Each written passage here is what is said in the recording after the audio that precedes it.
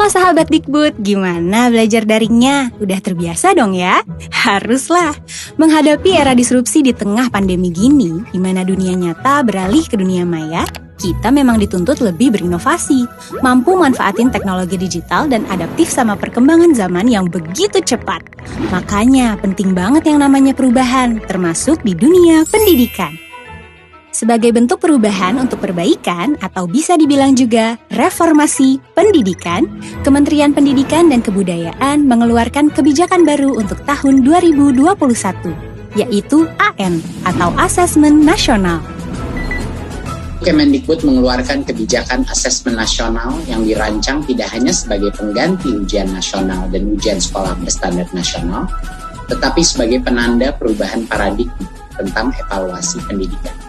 Siap-siap ucapin selamat datang kepada Asesmen Nasional.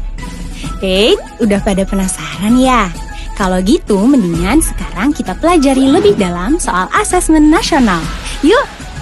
Jadi, Asesmen Nasional adalah program evaluasi yang diselenggarakan oleh Kemendikbud untuk meningkatkan mutu pendidikan di Indonesia. Karena dengan zaman yang terus berubah, tanpa bisa diprediksi, dan kemajuan teknologi digital yang cepat, pendidikan di Indonesia juga harus mampu mengikutinya sambil terus melakukan perbaikan. Nah, asesmen nasional pas banget nih, karena akan berfokus kepada peningkatan kualitas pembelajaran, pengajaran, juga layanan dan lingkungan pendidikan. Iya kan Pak Menteri? Perubahan mendasar asesmen nasional adalah tidak lagi mengevaluasi capaian murid secara individu, akan tetapi mengevaluasi dan memetakan sistem pendidikan berupa input, proses, dan hasil.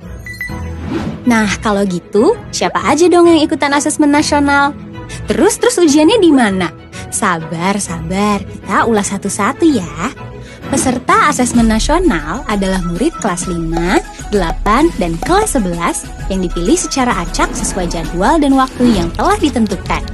Guru dan kepala satuan pendidikan juga akan mengerjakan survei lingkungan belajar. Ada 3 bagian yang akan diujikan dalam asesmen nasional. Pertama, asesmen kompetensi minimum atau AKM. Kedua, yaitu survei karakter. Dan yang ketiga adalah survei lingkungan belajar. Asesmen kompetensi minimum atau AKM adalah ujian yang akan dikerjakan oleh murid.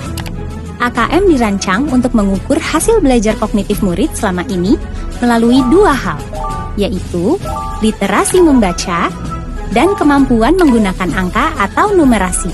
Selanjutnya, bagian kedua yang diujikan dan dikerjakan oleh murid dalam AN adalah survei karakter. Survei karakter akan mengukur sikap, kebiasaan, dan nilai-nilai sebagai hasil belajar sosial emosional atau non-kognitif. Bagian terakhir yang diujikan adalah survei lingkungan belajar. Jika 2 bagian sebelumnya hanya dikerjakan murid, kali ini para guru dan kepala sekolah ikut mengerjakan. Karena survei lingkungan belajar bertujuan untuk mengukur kualitas pembelajaran dan iklim sekolah yang menunjang pembelajaran. Jika 3 bagian asesmen nasional tadi sudah terlaksana, maka laporan hasil dari Asesmen Nasional 2021 akan diberikan kepada sekolah sebagai alat untuk melakukan perbaikan kualitas belajar mengajar di sekolah.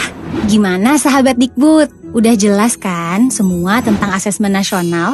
Nah, yang perlu kamu catat nih teman-teman, AN itu nggak menentukan kelulusan murid, nggak diberikan di akhir jenjang sekolah, dan hasilnya itu nggak memuat nilai secara individu. Laporan hasil AN akan digunakan sebagai dasar perbaikan pembelajaran. Semoga rencana asesmen nasional yang akan dimulai pada 2021 nanti berjalan dengan lancar, sehingga peningkatan mutu pendidikan di Indonesia dapat tercapai.